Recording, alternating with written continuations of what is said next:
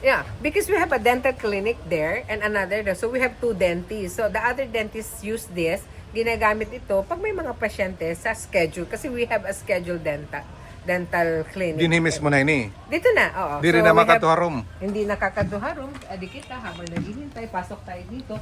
Inaabrehan lang ito yan. So diretso na sila inaano rito. And this was given to us by the Department of Health.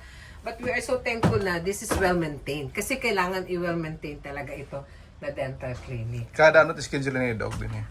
Monday to Thursday. Dinhi na mismo. Dito na mismo, plus yung doon sa other side. Oo. Oh. So, eto, kaya ang dalawang dentist. So, kung may mga medical mission tayo, ginagamit ito for ano lang. Pero hindi ito, kasi serves as our dental clinic na here at Tacloban City Hospital. Ang labas, ano malat ang gamit ato Dog? Ang labbas naman ay para sa ating mga diagnostic.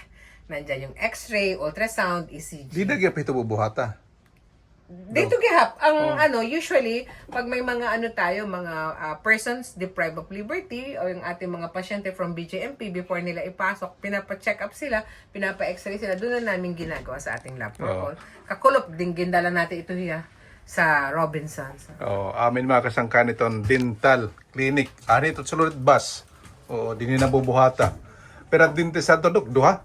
Duha. Oh, pero may mga assistant pag-ipiton. Yeah, merong mga dental Oh, dinhi bubuhata, diri na diri sulod itong Roman City Hospital. So, sinasaksak lang namin siya, pinapa-under with the generator, kasama na namin. Oh, may aircon na ini. May aircon ito. Oh, ayun. Okay. Ito yung mga dentist, mga specialist ito dito, dinhi o tiga nga gawas. They are our plantilla dentist. Yan, okay.